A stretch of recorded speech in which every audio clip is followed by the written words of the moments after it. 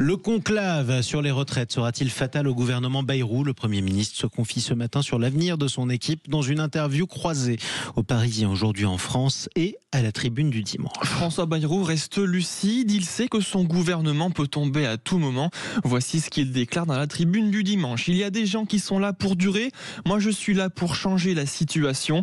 Je ne suis pas à la recherche du confort, je suis à la recherche de la conscience et au bout du compte de la confiance. L'opposition, elle, ne cache pas son hostilité envers le Premier ministre. L'envie de sortir Bayrou est là, entend-on sur les bancs socialistes, si le conclave ne répond pas à leurs attentes. Mais au sein même de la majorité, les critiques fusent. Écoutez ce que déclare un député Renaissance dans la Tribune du Dimanche sur le Premier ministre. Il a passé sa vie à faire des discours où il expliquait comment on pourrait faire sans rien faire. Ça vous donne un peu un aperçu de l'ambiance qui règne au sein de la majorité.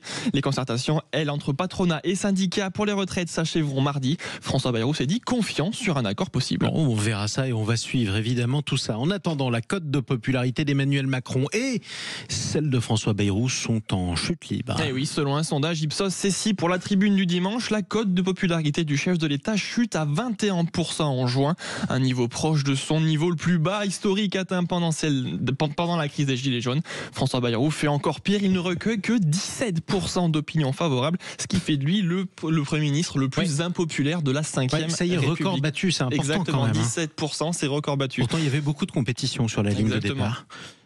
Alors cette baisse, effectivement, en tout cas, cette baisse symbole d'un malaise profond au sein du bloc central, Théo. Exactement, qui est particulièrement marqué chez les sympathisants de la majorité présidentielle, Renaissance, Modem et surtout Horizon. On n'est jamais mieux lâché que par les siens. On termine avec le ministre de l'Intérieur, Bruno Retailleau, qui s'en prend violemment. Ce sera notre débat à mai 68 ce matin dans le journal du dimanche. Le journal affiche en gros titre, page 3, mai 68 a fabriqué des barbares. Une déclaration choc dans un contexte tendu après le meurtre de Mélanie, la surveillante poignardée début de semaine à Nogent par un adolescent de 14 ans. Le ministre dénonce une société devenue, je cite, trop permissive. Il nous dit, après mai 68, on nous avait promis la plage sous les pavés, mais c'est la rage qui est remontée. Il n'y a plus d'interdit, plus de respect, plus d'autorité, plus de repères. Pour établir l'autorité, Bruno Retailleau veut frapper fort. Il propose de généraliser les courtes peines de prison pour les mineurs dès le premier délit grave. Mais pour cela, nous dit-il, il faut commencer par abroger la loi Belloubet de 2019 qui empêche ces peines courtes. C'est une urgence, conclut-il. Bon, mais écoutez, on va en débattre tout de suite. Merci beaucoup Théo Ampillard.